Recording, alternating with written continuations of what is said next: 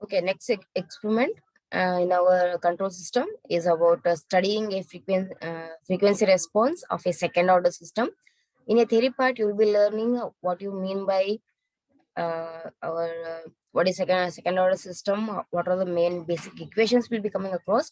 Here we are first, if you observe the figure here, this is our frequency response of a second order system, where the first in your first module you already learned what are the testing signals, where we are going to be using, how we are going to be using. Based on those testing signals, we will be using of our testing of any of the control systems, what we are going to be devices, any of the things. The unit step function, that is the generally used testing signal in our any of the field if you are going for. In that unit step signal, in a practically you will be getting as a one like a pulse, right? But in a theoretically you will be getting as a one pulse, but in a practical way it will not be giving the exact of zero ones in values with respect to the time. For that reason, what is the changes, it's going to be based on the frequency of a signal, how it is going to be. That characteristics is taken as a frequency response of a second order system. If you observe in the figure, it is consisting of a variation with the frequency to the time. Here, settling time is there, maximum signal, percentage of maximum signal is there, maximum will be 100% of signal. In this case, there are three categories we will be taking, that is under damped, critically damped, and over damped. The first, what it's where C is greater than 1, this is called as under damped. The signal is in a blue color line. What it is shown, it is of a under damped signal. Second red color signal, what it is shown, it's of critical damp, where C is going to be equal. C is nothing but eta value. What we are going to be representing in your theory class, you will be learning of those. That is going to be C is going to be equals to 1. Here it is represented as C. Then over damp, here, the figure what is shown in the green color, this is the over damp signal, where C is actually less than 1.0. Okay, this is what a frequency of second order system. Based on this, what is our experiment, how we are going to be conducting of that, what is the theory behind this, those things we will learn now. The aim of the experiment is going to be to plot the frequency response of a second order system and determine the frequency domain specifications. The theory behind this is figure what it is showing. This is of a second order system, where input you are giving as an R of t, and you are getting an error of E of t. Then the system what you will be going to take here as omega square of n divided by s into s plus 2 eta omega n, and a feedback it's given here, that is taken as y, output is of yt. Then in terms of your Laplace transform, there is ys, and error is taken as es, and input is taken as rs. Second order system of an RLC circuit. A simple RLC series circuit represents the second order system. In this circuit, we take a voltage across the capacitor as the output. Then in this experiment, we can obtain a frequency response of the system. The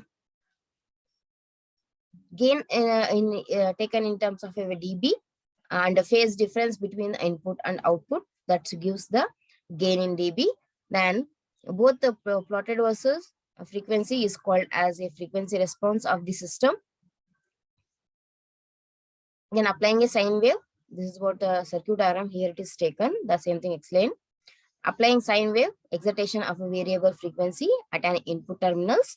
Here from the built-in sine wave signal source, a digital phase angle meter provided to measure the phase angle difference between the input and output.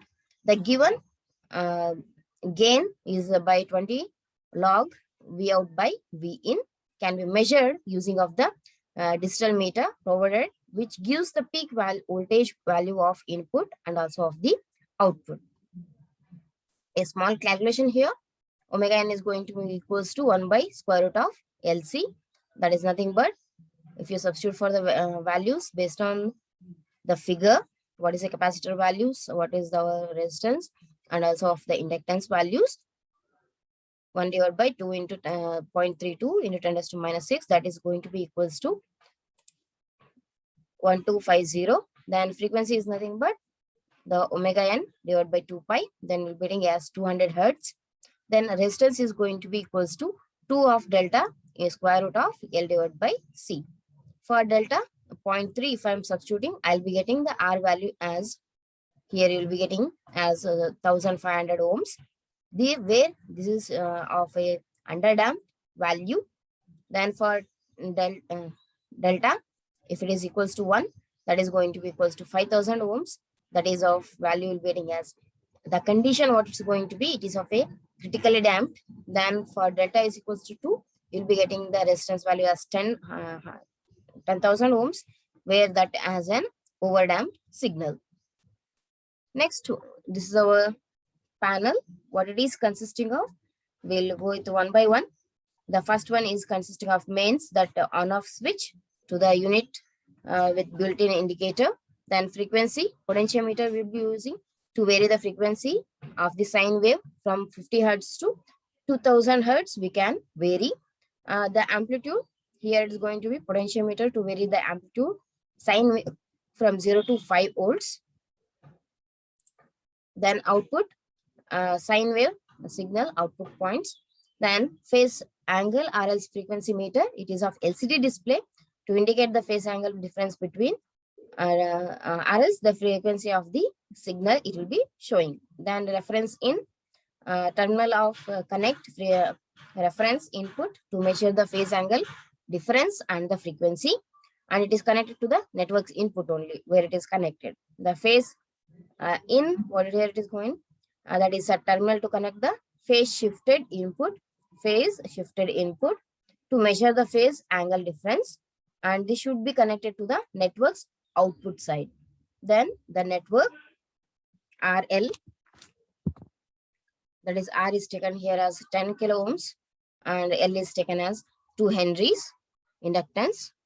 Then C1 is taken as 0.32 microfarad, which are all built in. From when you see here it will not be able to, what is the values based on the designer, how it has been designed. Based on that, we will be taking the values here. Then C2 is terminal to connect the external capacitor. Here it is taken external capacitor, resistance, inductance, and capacitance. Phase in, phase shifter in, peak voltage in and out, output voltage, output from this you have to connect with the patch cords. Then about frequency varying, and it is of amplitude varying. Then peak voltage input output, which is to measure the peak detector output voltage, or as the input voltage we can measure. This is what the panel is consisting of. Next, how the experiment should be conducted. First, now adjust the port, that is R, in the RLC servo network to make the system underdamped, say 1.5K, by verifying the value of the resistance using the multimeter. We have to use the multimeter and fix the resistance value as 1.5K. Then connect the circuit as shown in the connections to realize the RLC circuit shown in figure. Then switch on the main supply to the unit. Then observe the sine wave signal by varying the frequency and also of the amplitude changing potentiometer. Then connect the sine wave output to the network's input. Note down the peak detector input using the digital voltmeter provided. Now meter will be shown V value, that is voltage value in a peak value. Set the amplitude of the sine wave to some values, that is 3 volts peak we have to set. Then now vary the frequency and note down the frequency what is going to changing, that is displaying unit, that is phase angle difference with the lag or lead, and output V peak value. PK is nothing but peak value for different frequencies, and enter the readings in the tabular column. Then switch off the power and plot the graph for the phase angle versus frequency and gain versus frequency on a Semilog sheet. Then determine the frequency domain specifications from the plots. Repeat the same experiments for the critically damped and overdamped by adjusting the values for R. We have to change the R value. Then we have to go with the connection of 3 experiments, that is critically damped, overdamped, and also about the underdamped condition. Repeat the same different values for C by connecting the external capacitor Repeat the same for different sine waves, for different sine wave amplitude. Here table 1 is giving where you have to note down the readings of frequency and about W and about V in, V out, gain and phase difference, lead lag or lag lead in terms of degree. Okay, in the same way, for this is for over damped, next is for critically damped, next is for under damped condition. Just you have to vary the different resistance values, then note on the results what you will be getting off. This is what the graph you will be getting when you drawn gain against a frequency, then about phase in terms of degree, and also with the frequency, the difference what you will be getting here. The result, the frequency response of a given second order system was drawn with the graph, and its frequency domain specifications are going to be calculated. This is what the experiment of a frequency response of a second order system.